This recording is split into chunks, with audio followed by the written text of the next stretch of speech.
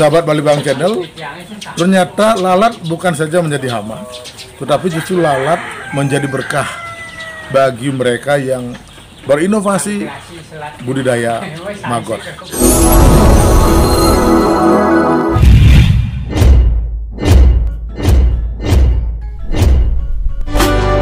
Untuk menetap hati tidak usah diragu.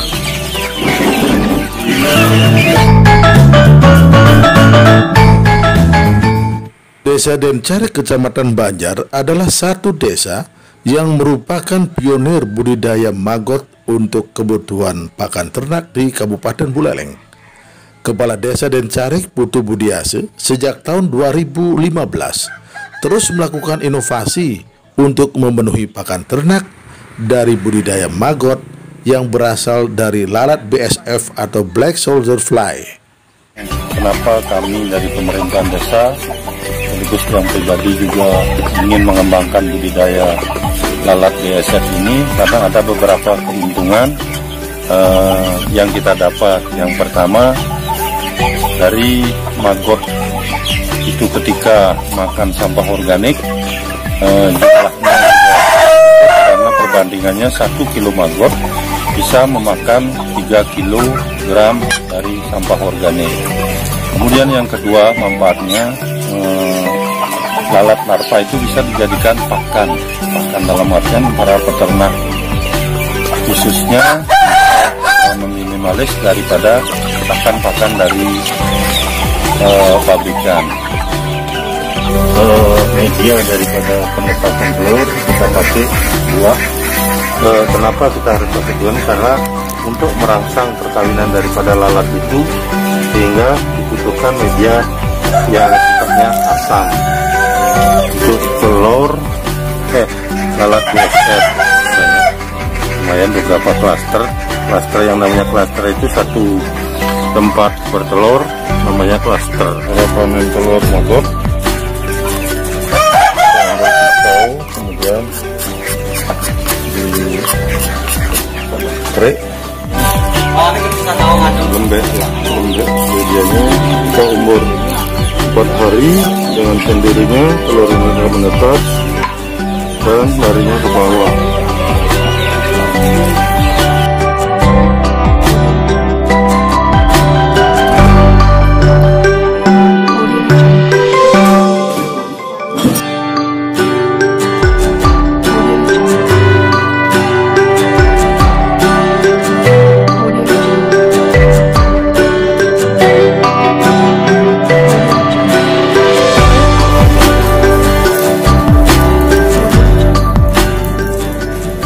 Ini setelah jadi pupa dan kembali jadi lalat BSF.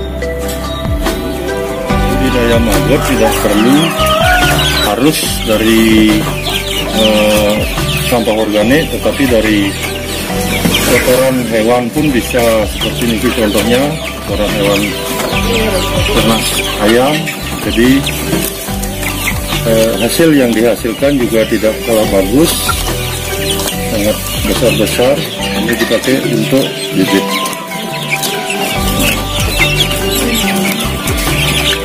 Aplikasikan langsung pada ternak.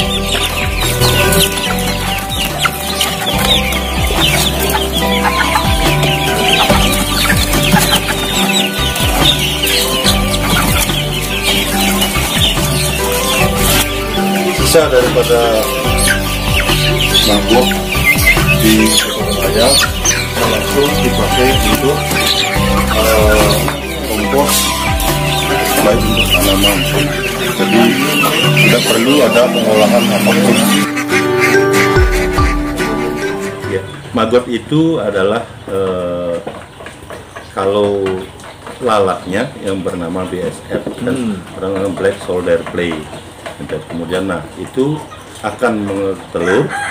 Dan telur itulah akan tumbuh baby maggot. Jadi setelah berapa 25 sampai 30 hari itu disebut dengan maggot.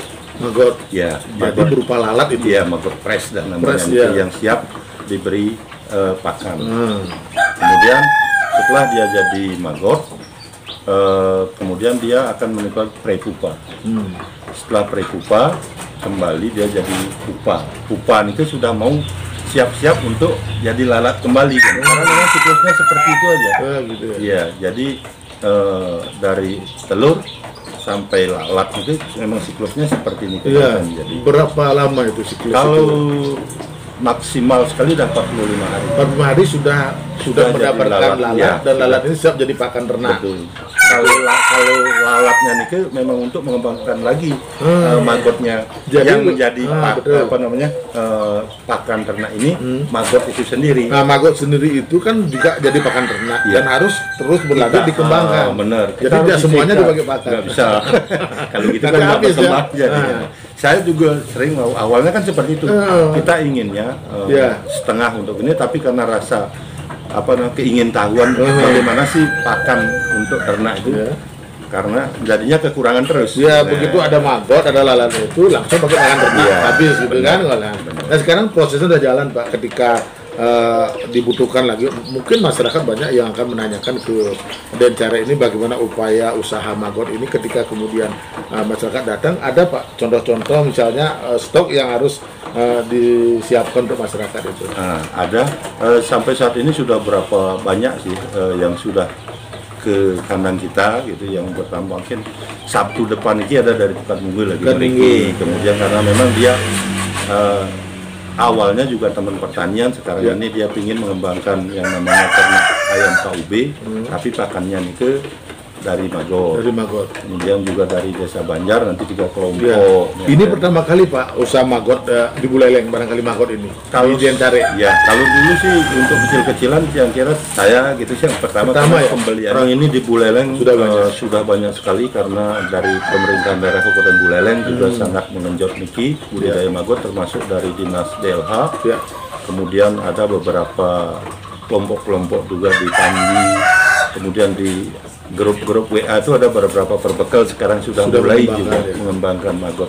Di samping sebagai pakan ternak untuk sendiri biasanya untuk ternaknya, tapi ini kan juga menjadi peluang usaha bisnis. Sangat menjanjikan ke depannya, apalagi tadi kemarin yang baca di grup WA magot Buleleng itu, ternyata dari Tirta dari Panji, dia sudah mau, ada beberapa perusahaan katanya yang ingin membuat pakan ternak dari magot itu sendiri. Karena DLH kan hanya mengedukasi kepada masyarakat, siapapun masyarakat yang ingin budidaya magot beset ini, kita siap untuk mengedukasi dan kita siap untuk mensubsidi apa keperluan. Bukan mensubsidi dalam artian untuk bangunan, tidak, tapi untuk telur segala macam. DLH gimana upaya pembinaan itu? Kalau di DLH, bagi yang masyarakat yang ingin budidaya, kita itu digratiskan. Kita gratis, masyarakat yang mau budidaya magot BSF ini kita gratis. Kalau mau minta telur untuk dikembangkan di desanya, kita siap untuk subsidi telur. Kalau mau dari segi magot besetnya, kita siap subsidi dari magotnya. Dari banyak yang tumbuh sudah magot-magot di Kabupaten Buleleng yang usaha magot ini, apa kelanjutan pembinaan ke depan Pak, sehingga ini bukan saja dimanfaatkan sendiri, tapi menjadi usaha yang harus membawa nilai ekonomi bagi masyarakat? Ya, karena di Bali itu sekarang sudah ada pabrik untuk pengolahan pakan ternak, di mana pabrik pengolahan pakan ternak itu bahan bakunya salah satunya adalah magot beset ini. Makanya beliau menginginkan peternak-peternak budidaya magot di BSF yang ada di Buleleng ini kita kumpul jadi satu, dan hasil magotnya kita kirim ke pabrik tersebut. Katanya sih pabriknya ada di Gianyar. Di Gianyar ya. Sudah jalan Pak ya? Astungkare sekarang sudah mulai jalan.